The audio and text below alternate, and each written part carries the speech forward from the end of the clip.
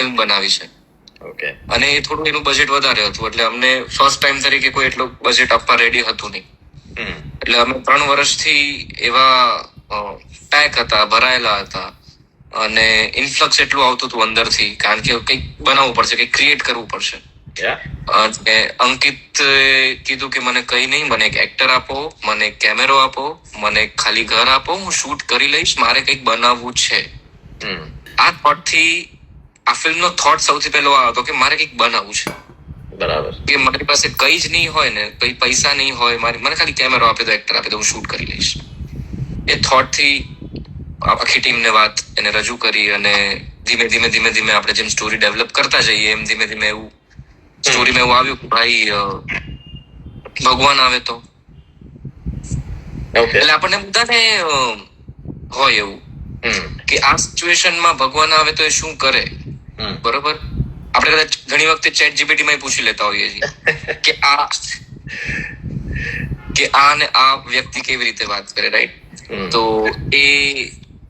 એ જે random thought જે દિમાગમાં આવ્યો કે ભગવાન આવે તો એ શું કરે, થોટ થી આખી પ્રોસેસ ફરીથી ચાલુ થઈ, અને આખી સ્ટોરી લખાઈ. અને મને ત્યાં સુધી નહોતી ખબર કે હું આ ફિલ્મમાં પાર્ટ છું. ઓકે. પછી અંકિતે કીધું કે ભગવાન નું, કૃષ્ણ નું કેરેક્ટર તારે પ્લે કરવાનું છે. એટલે I was like okay, but are you sure, એમ તું વિચારી લે, એમ, કારણ કે ભગવાન શ્રી કૃષ્ણ નું character it's very difficult character. સૌથી પહેલા તો તમને કોઈ એવું કહે ને કે ભગવાન નું કેરેક્ટર કરવાનું, એમાં કૃષ્ણ નું કેરેક્ટર કરવાનું છે, એટલે મારા જેવો માણસ તો એ કદાચ સ્વીકારી જ ના શકે, કારણ કે I was very under confident. હજુ પણ કંઈક ને કંઈક રીતે હું છું એઝ એન એક્ટર, બટ એની પાસે કોઈ ઓપ્શન નતો, અને હું એટલો પણ બિઝી પણ નહોતો કે ભાઈ મારે બીજા કામ હોય, એટલે અમે બધા નવરા હતા. અને હવે નથી.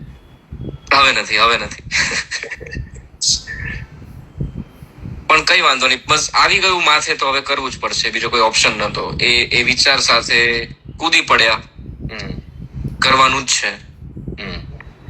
અને પછી ધીમે ધીમે ધીમે ધીમે બીજા બધા કેરેક્ટર્સમાં એવું હોય છે કે બીજા બધા કેરેક્ટર્સ જે હું પ્લે કરું ને એ મારું ક્રિએશન છે, એ હું ક્રિએટ કરું છું, રાઈટ?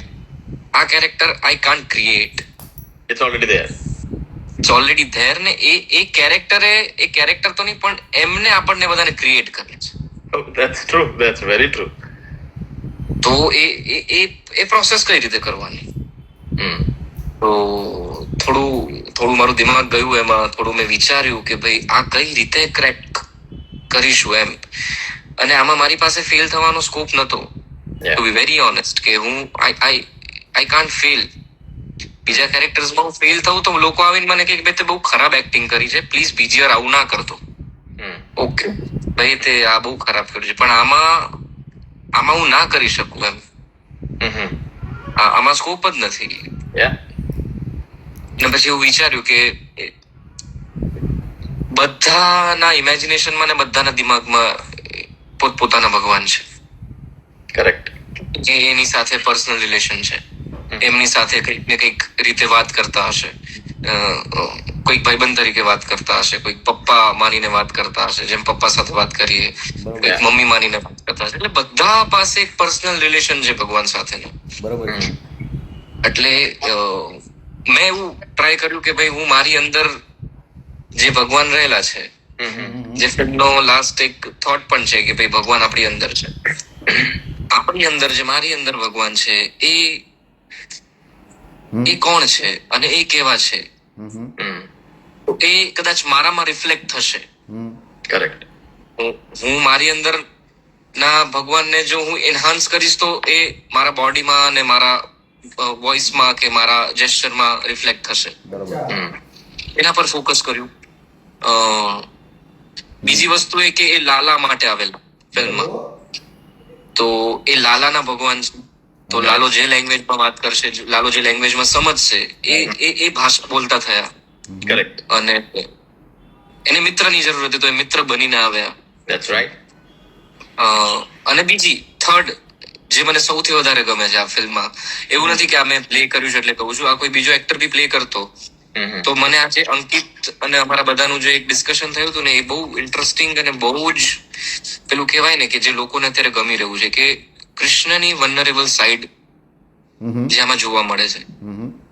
ઓકે. કે દર વખતે કેવું હોય કે ઇટ્સ વન વે કોન્વર્ઝેશન, કે તમે કેમ આવું કર્યું, કાં તો મને આ જોઈએ છે, મને અપાવજો પ્લીઝ, મારી સાથે રહેજો. સામેથી કોઈ રિપ્લાય નથી. Correct, that's true. Right. It's આપણે ખાલી થ્રો કરીએ છીએ એક વોઇસ કાં તો એક ઈચ્છા કે વોટેવર ફરિયાદ. પણ આમાં સામે તમારી જોડે વાત કરે છે, અને એ વાત કરે છે તો એ શું ફીલ કરતા હશે એમ. એમના કોઈ ભક્ત જોડે વાત કરે તો એ શું ફીલ કરતા હશે. તો એ વનરેબલ થાય છે, એને મજા આવે છે, એ દુઃખી બી થાય છે, એ લાલાને જોઈને દુઃખી પણ થાય છે કે ભાઈ આ આવી સિચ્યુએશનમાં છે, આને અત્યારે વોર્મથની જરૂર છે, આને અત્યારે હગ કરવાની જરૂર છે, તો એ હગ પણ કરે છે, એ રડે પણ છે લાલા માટે.